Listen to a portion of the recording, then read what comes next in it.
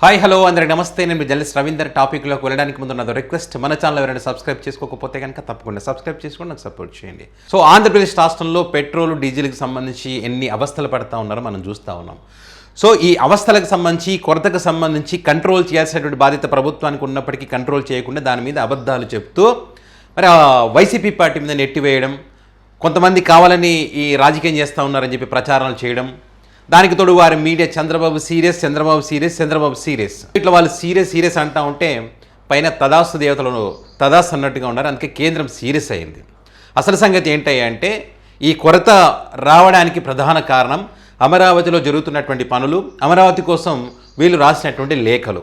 So ఆ లేఖలన్నీ కూడా ఇప్పుడు ఏపీ సిఆర్డీఏ పౌర సరఫరాల శాఖకు రాసినటువంటి లేఖ, వాళ్ళు చమురు కంపెనీలకు రాసినటువంటి లేఖ, ఆ తర్వాత ఈ సంక్షోభం వచ్చిన తర్వాత కేంద్రం సీరియస్ అవుతూ రాసినటువంటి లేఖలు కూడా మీకు ఇక్కడ చూపిస్తా. ముందుగా ఇక్కడ చూడండి, రాష్ట్రంలో 4510 పెట్రోల్ ఈ బంకులు ఉంటే 75% అందులో పెట్రోల్ దొరకనటువంటి పరిస్థితి ఉన్నది. సో ఏ పెట్రోల్కైనా ఎక్కడైనా మీరు వెళ్ళండి, 200 లీటర్ల లిమిట్ ఉంటుంది. 200 లీటర్ల వరకు మనం కొనుగోలు చేయొచ్చు రిటైల్ పెట్రోల్ పంపుల్లో. అంటే సాధారణ ప్రజల కోసం పెట్టినటువంటివి అవి. సో మరి ఇలాంటి సాధారణ ప్రజల కోసం వాడేటువంటి రిటైల్ పెట్రోల్ డీజిల్ బంకుల్లో అమరావతి పనుల కోసం బల్క్గా పెట్రోల్ డీజిల్ తీసుకుంటే మరి సాధారణ ప్రజలకు ఇబ్బంది కలుగుతుందా, కలగదా? సో ఇప్పుడు వీళ్ళు అమరావతి కోసం డీజిల్ కావాలని చెప్పి ఈ వివిధ పెట్రోల్ బంకుల్లో 5,000 నుంచి 10,000 లీటర్లు తీసుకుంటుంటే మరి ఇబ్బందులు రావా? వస్తాయి కదా. దానికి ప్రభుత్వం సహకరించడం అంటే సాధారణ ప్రజలను ఇబ్బందులు పెట్టి మీరు ఇచ్చినటువంటి కాంట్రాక్టర్లు ఎవరైతే ఉన్నారో వాళ్ళకి లబ్ధి చేకూర్చే విధంగా ఆల్రెడీ అమరావతి అంటేనే దోపిడీ అనేటువంటి ఒక చర్చ ఉంది. మళ్ళీ దానికి తోడు ఇది. సో ఎట్లా ఉందంటే చూడండి, ఇక్కడ బయట రిటైల్కు డీజిల్ 98 రూపాయలు లభిస్తుంది బయట. ఇక్కడ బల్క్ తీసుకుంటే ఓఎంసీ కంపెనీ దగ్గర బల్క్ తీసుకుంటే దానికి ఒక వ్యవస్థ ఉంటుంది. ఆ బల్క్ తీసుకున్నప్పుడు ఎంత ఉంటుంది అంటే 153 రూపాయలు ఉంటుంది.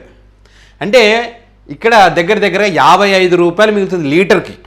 అంటే ఈ రాజధాని అమరావతి పనుల కోసం దగ్గరగా 2.75 కోట్ల లీటర్ల అవసరం పడుతుంది అనేది ఇప్పుడు చర్చ. సో ఈ 3 నెలలకు సంబంధించి వాళ్ళు ఒక లేఖ కూడా రాయడం జరిగింది. ఇదిగోండి, ఇది లేఖ 24/4/2026. అంటే AP capital regional development authority వీళ్ళు ఇటు చూడండి, ఇక్కడ రాశారు చూడండి. ఏప్రిల్ బ్యాలెన్స్ ఉన్నది 4,228 కేఎల్ లీటర్లు ఉందంట. మే వచ్చేసి 8,879కి కావాలి, ఇంత కావాలి. జూన్లో 7,527 లీటర్లు కావాలి. జూలై వచ్చేసి 6,920.08 లీటర్లు. ఇట్లా టోటల్ అప్ టు జూలై 2026 వరకు 27,566.25 కేఎల్ లీటర్ల పెట్రోల్ డీజిల్ కావాలని చెప్పి వీళ్ళు ఏపీ సిఆర్డీఏ కమిషనర్ ఎవరైతే ఉన్నారో కన్నబాబు ఐఏఎస్ గారు రాసినటువంటి లేఖ. వీళ్ళు ఎవరికి? పౌర సరఫరాల శాఖకి.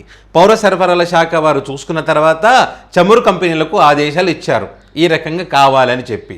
ఎవరైనా ఆ రకంగా బల్క్ డీజిల్కి సంబంధించి దానికి ఒక వ్యవస్థను దాన్ని వాడుకొని డీజిల్ తీసుకుంటారు. కానీ ఇట్లా 55 రూపాయలు వాళ్ళకి లబ్ధి చేకూర్చే విధంగా కాంట్రాక్టర్లకి సాధారణ ప్రజలు వాడే దాంట్లో ఎవరన్నా వాడతారా? తప్పంతా వాళ్ళే చేస్తూ ఆ కొరత సృష్టించడానికి కారణం వాళ్ళే అవుతూ మళ్ళీ బాబు సీరియస్ అయ్యాడని చెప్పి, మళ్ళీ రివ్యూ మీటింగ్లు పెట్టారని చెప్పి, అధికారులు అలసత్వం ప్రదర్శించారని చెప్పి అధికారుల మీద నెట్టేస్తూ మళ్ళీ వైసీపీ పార్టీ ప్రశ్నిస్తే వైసీపీ పార్టీ రాజకీయం చేస్తుందని చెప్తారా? కొంచెమన్నా ఉండాలి కదా మనకు. సాధారణ ప్రజల్ని అంత ఎండలో 42 డిగ్రీల ఎండలో నుంచోబెట్టి పాపం వాళ్ళని అవస్థలు పడుతూ ఉంటే చూసి మళ్ళీ దాన్ని సరిదిద్దకపోయి ఈ రకంగా చేస్తారు. ఇది సెంట్రల్ గవర్నమెంట్ ఇచ్చినది. డాక్టర్ నీరజ్ మిట్టల్ సెక్రటరీ వీళ్ళు ఏదైతే లేఖ రాశారో చమురు కంపెనీలకు, వెంటనే దాన్ని ఉపసంహరించుకోండి, మీరు ఆ రకంగా చేయడం కరెక్ట్ కాదు, దానికి ఒక పద్ధతి ఉంటుంది, ఒక ప్రాసెస్ ఉంటుంది.